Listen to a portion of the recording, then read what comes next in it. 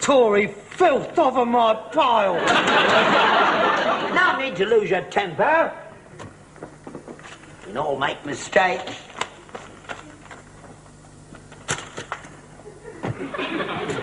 You're just doing this to annoy me, aren't you? Doing what? All this election work. You've never done it before. I'm doing it now.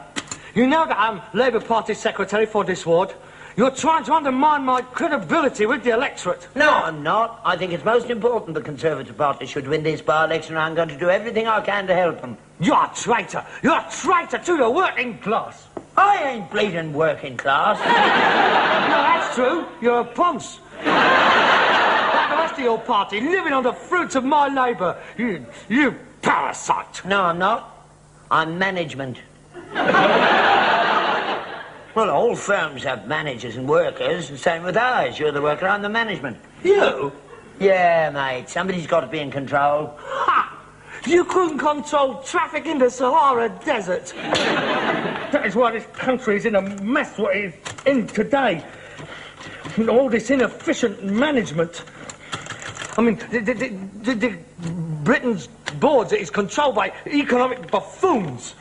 They come straight up from Cambridge with a first-class honours degree in golfing and badminton and go straight onto the board of directors. It's disgraceful. They wouldn't be allowed to make the tea in Japan and Germany. They don't have tea breaks in Japan and Germany. The workers have to work out there. They've forgotten now here, that's the trouble. And that's Harold Wilson's fault. Fill them full of load of old cobblers about them all being equal. The world belongs to them. That's how it does. And one of these days he's going to realise it. They're going to rise up and house out their hands to their brothers across the sea and throw off their shackles and put their shoulders back, hold their heads up high and take the whole bleeding lot over. Not in this country they aren't, mate. Do you know why? Because half of them is Tories. Every year more and more of the working class are voting Conservative. It's getting very worrying for people like me. I mean, the class of person voting Tory now has gone right down the drain. It don't seem right that scruff-off council estates are allowed to vote for gentlemen like Sir Alec. How you can sit there with your fundamental orifice hanging out of the back of your trousers? You talk like that, I really don't know. I just don't understand people like you. You get right up my shonker, you do. I mean, sometimes I just want to give up. I mean, every time the Labour Party loses an election, I just want to give up I mean, what is the point of keep on struggling? Yeah, you're a bad sport. Rotten loser. Dad, this isn't a game of cricket.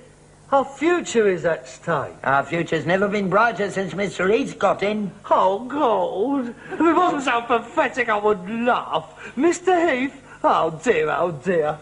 Captain Nemo played his organ as his boat slowly sinking underway. Oh, what's the point in arguing with you, anyway? You don't know nothing about politics. Who don't? You don't. Have you read Adam Smith's The Wealth of the Nations? No. George Bernard Shaw? No. Well, there you are, then.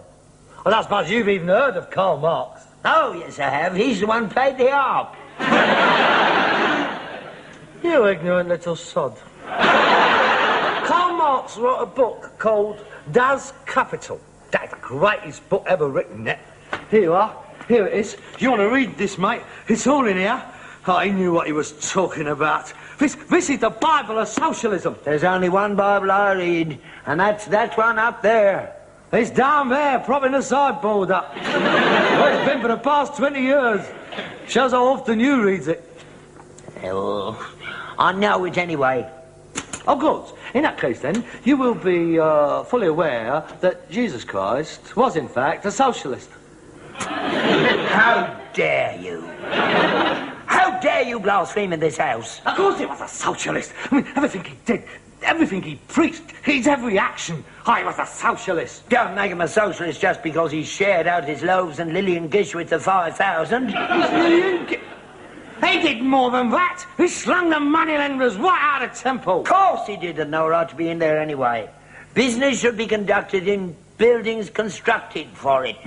You wouldn't want to see a branch of Barclays Bank halfway up the nave of Canterbury Cathedral. It's not the point what he was making. It was a specific rejection of the capitalist ethic. Oh, what's the point of talking to you? I mean, you're like the rest of your party, you are. Political dinosaurs. Unable to evolve, therefore doomed to extinction. Yeah, we chewed the heads off you last June, though, didn't we? We toppled you right out of sight. We shall return, mate. This by-election will be a reaffirmation of faith in Harold Wilson and the principles of social democracy. And the decline, with my help, of the Labour Party fortunes is going to be stopped right here in Old Drum Lane, Shepherd's Bush West. We are on our way back, brother! Don't you call me brother, I'm your father. All men is brothers. Here you are. Look at that. See, that's what I mean. Look at that. Abdullah Singh. Mr. and Mrs. Abdullah Singh. Manda Heka Goon Hassana. Bloody silly names. Not really. I mean, no, not to them. I mean, Albert Ladysmith Steptoe is just as outlandish over there. In fact, gets quite a few laughs over here. Well, I mean, look at it. Not one English name down our street. I don't know why they bother having by-elections round here at all. They ought just to appoint a high commissioner and have done with it. Oh, you'd love that, wouldn't you, eh? A gunboat anchored up the canal, chuk, chuk, chuk, whoop, whoop, whoop, whoop, leading up the Goldhall Road on an elephant, ding, ding, ding, ding, ding, ding, ding, ding, ding, ding. Sit him on the town hall steps and let them all dance up and down in front of him with you banging on the drums. Boom, diddy, boom, diddy, boom, boom. You're on a great white queen up the road. You'd love that, wouldn't you? That's really you. You'd love a return to that. You've never really liked them, have you? Now, be honest. I get on all right with them. At least I know them all round here. Talk to them. You don't, you just talk about them. You never have anything to do with them. That's not true. I used to go out with that coloured bird. Oh, that was no hardship, was it? She was the best-looking bird you ever had. Yeah, you liberals are all the same. Go out with the bird that looks like Lena Horne and you expect somebody to pat you on the back. You patronise them, you do. No, I don't patronise them. I love them like brothers. I'm always telling them not to worry, they're just as good as we are. Well, me, I don't quite put it like that. I mean, I say things like... what? Well, like, what a great man Gandhi was. And what a good cricket team they've got. And now I like curry. And it's not all that long ago that we were illiterate as well. What road do you on? Ours. Old Drum Lane. So am I. I don't know what you're bothering with Old Drum Lane for. You've got no chance there. Our canvass returns show 100% support for Labour. Apart from you, of course. Well, that doesn't tally with our returns. Out of 48 householders in the street, 47.5 are going to vote Tory. You're the only commie around here. I'm not a commie. I'm a social democrat. Same thing. No, it isn't. We are fully prepared to tolerate an opposition party, as long as it doesn't include little fascist pigs like you. Honestly, I don't know who's done your returns, but he must be a rotten carrot, whoever he is. Old Drum Lane has been solid Labour ever since universal suffrage was torn from a reluctant Tory administration. When did you do it? Yesterday. So did we. What time? 2 o'clock. Ah, we did ours at 2:15. Are you suggesting that there was 100% swing against us by the time I got to the bottom of the road? Precisely. That's what comes of telling them what a good cricket team they got. You got right up their nose. And you, I suppose, offered them all odd jobs on the buses, with which you was acclaimed with gongs and fireworks the length of Old Drum Lane. Yeah, you wait till polling day. You'll see. You'll be as sick as Harold Wilson was when the furniture van pulled up. I'm sorry, but I've got too much faith in the good sense of the British proletariat. Mears Cottage, Old Drum Lane, East. One for you. And one for you. I warn you, Father, this is a marginal seat and the eyes of Great Britain will be upon it. And I will stop at nothing to see that the Labour Party regains at least one seat that it lost through an act of midsummer madness on the part of the electorate. Cobblers! That, I take it, is a quote from your candidate's election address. Now, you'll forgive me, having run out of envelopes, I will go and deliver the good word to the people of Shepherd's Bush West. As your son and one who is interested in your health and strength, I'm sorely tempted to deliver your election communications for you. But as your implacable political opponent, you can go and get stuffed. Farewell. I will not cease from mental fights, nor shall my soul sleep in my hand, till we have built Jerusalem, leading as we can today.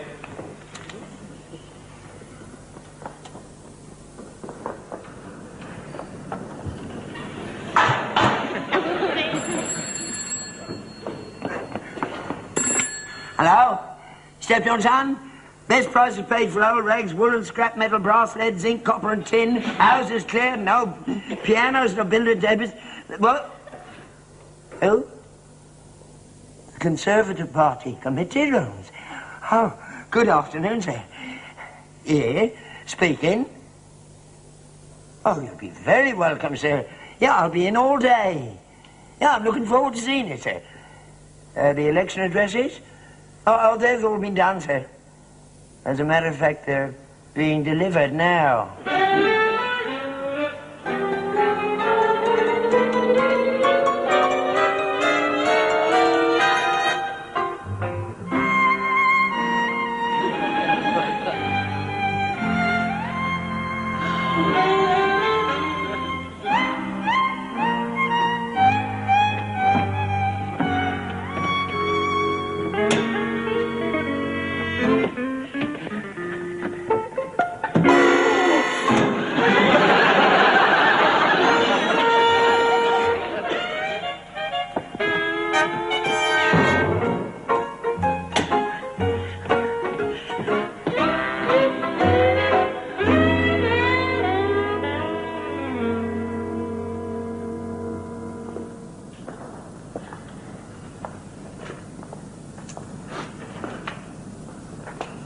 What do you think? I think it's ideal. Press will be very interested. Give the photographers a field day. Yes. I suppose it'll make a change from the semi-detached. Make every front page of the country. Oh, afternoon, gentlemen.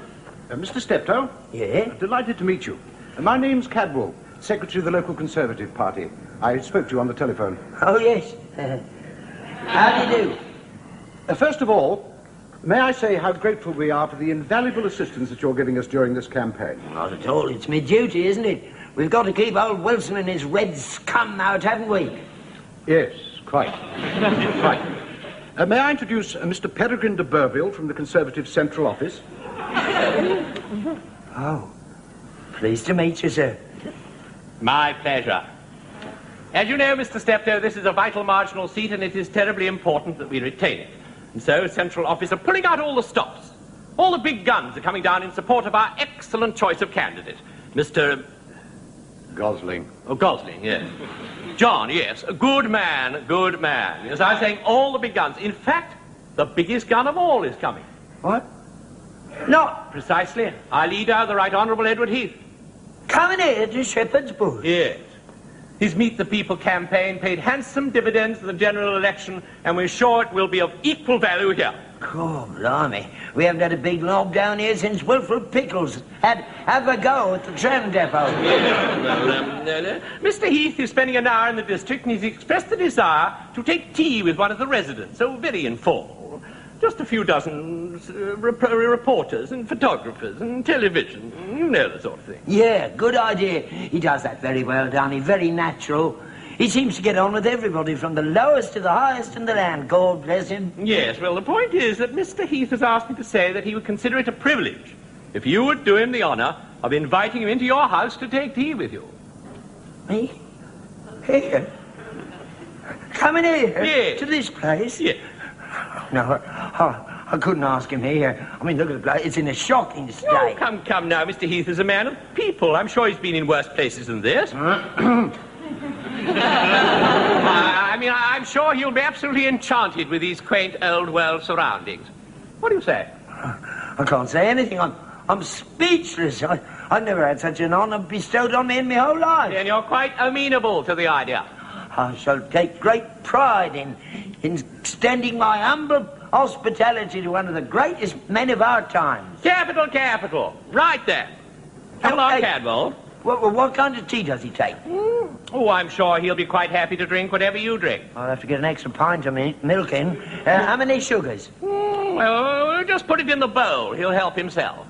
I'll have to get a bowl. We normally take it straight out of the packet. And some biscuits. What kind of biscuits does he like? Them little chocolate banana ones is nice. Yeah, as you wish. Or custard creams. Or those ones with a little bit of round jam in the middle. They're nice. You can dip them in your tea. I think perhaps a plain one would be safer. Yeah. Too much fancy stuff might make him Uncle Dick. Hey! Perhaps he'd like a fried egg sandwich there. Nice.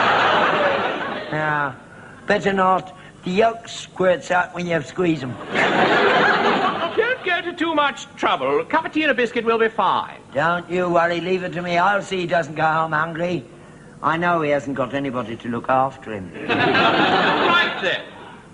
Tomorrow afternoon around 4:30, on behalf of the Prime Minister, may I say that we are extremely grateful to you for inviting him. Not at all. He can bring Reggie Malden and old Enoch with me if he likes, with plenty of chairs. I'll tell him. Good afternoon, Mr. Steptoe. Teddy's coming to have tea with me. I'd better go and whitewash the bog out.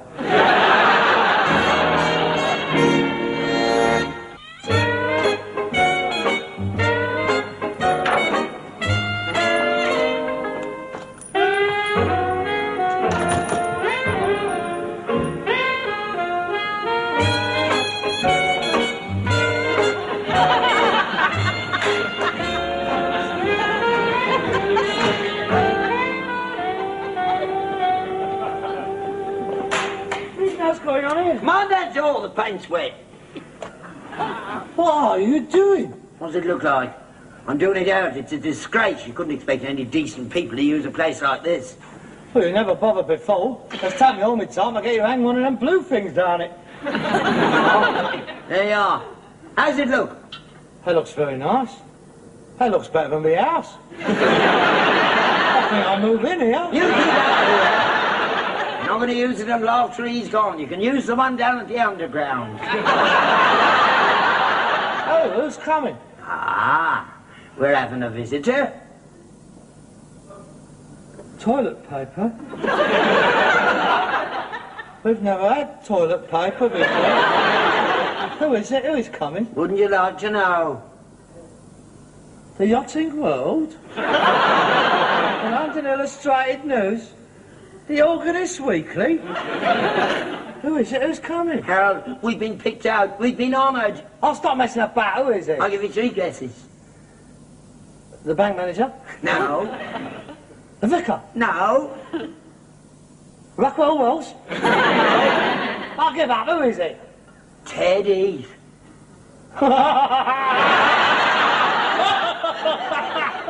Ted Heath? Yeah, Ted Heath. That's good, that.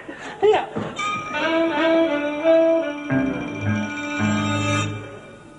Ted Heath?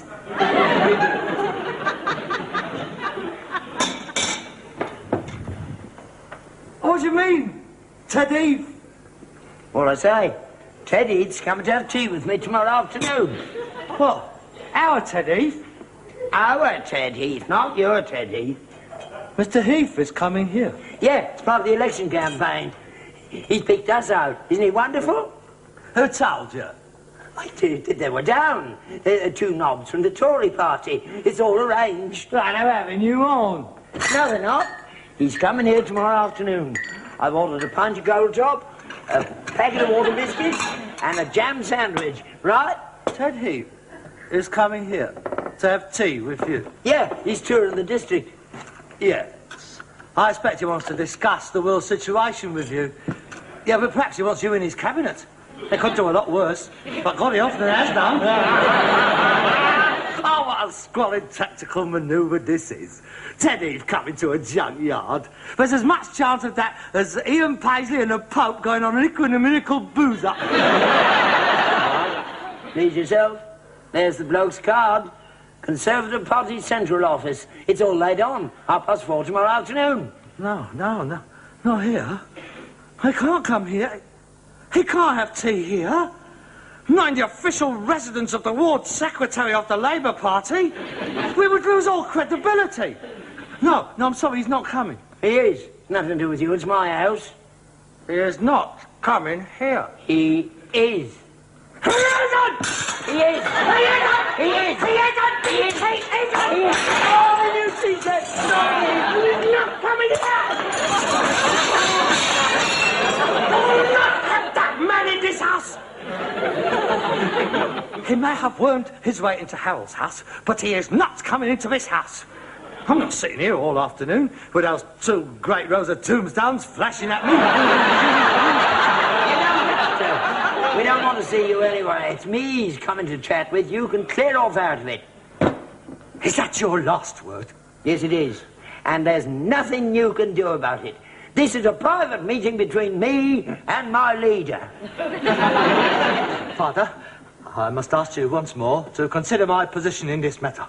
I beg of you to cancel this ill-timed confrontation. Get knotted. Very well. But I warn you, I will not take this deliberate slight and let it go unchallenged. I will not lie down before this act of naked aggression. I reserve the right to act as I think fit. What are you going to do? That is a matter between me and my conscience. You have been warned. On your own head be it. I'm going up to my room. I'm going to finish my article for the Clarion, attacking Mr. Heath personally for his ambivalent and negative attitude to the Concord cock-up.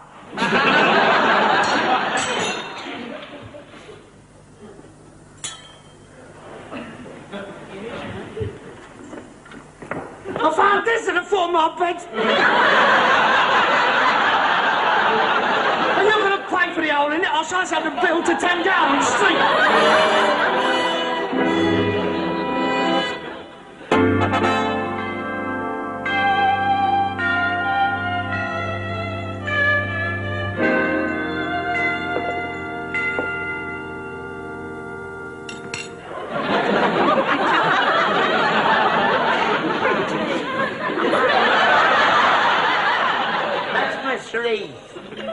I thought you was going out. I've decided to change my tactics. I've decided to stay here throughout the entire audience, if it lasts very long, which I doubt. What do you mean? Well, there won't be any photographs in the papers. Well, not of him, anyway. What are you talking about? What are you going to do? I'm going to wait until the photographers is assembled. In bed, it's up with the dressing gown. Mr. Heath is about to see his first full frontal nude. You wouldn't do it, Harold. Wouldn't I? I intend to sit here throughout the entire visit, stark naked. Dolly Clackett will be arriving shortly, and she will also be suitably unclothed. And for your entertainment, we shall be dancing the pas de deux from the second act of Old Calcutta. You'll be arrested by the security men. You'll be detained pending medical report. Not at all. It is the God-given right of every Englishman to lounge about his home stark naked if he so desires. 4:30. I think the best thing you can do is to run along outside and stop them coming in, don't you? Don't bother. I'll go.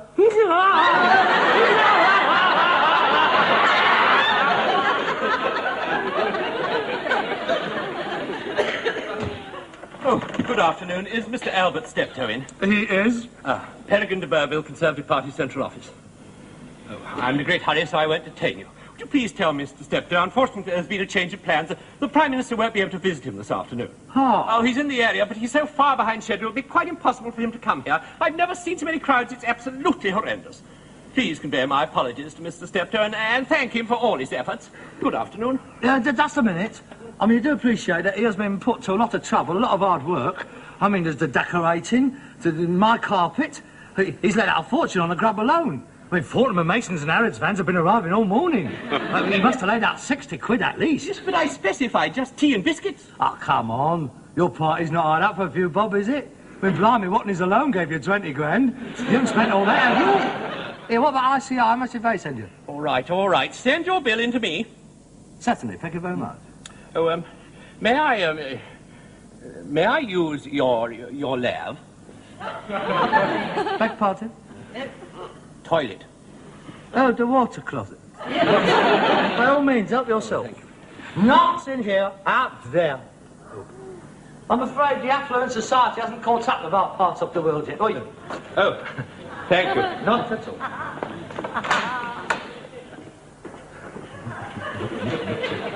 You didn't, Harold, did you? Not in front of Mr. Heath.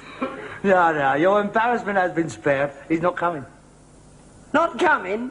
But I've spent a fortune on all this grub, and I even went so far as... All right, they're sending you 30 quid to cover it. I'm sorry he's not coming, really. This would have been one visit he wouldn't have forgot, I can tell you. Dolly Clackett had one or two things worked out they haven't even thought of in Broadstairs yet. And I've got this... Oh, God! Don't pull a chain! Don't pull a chain!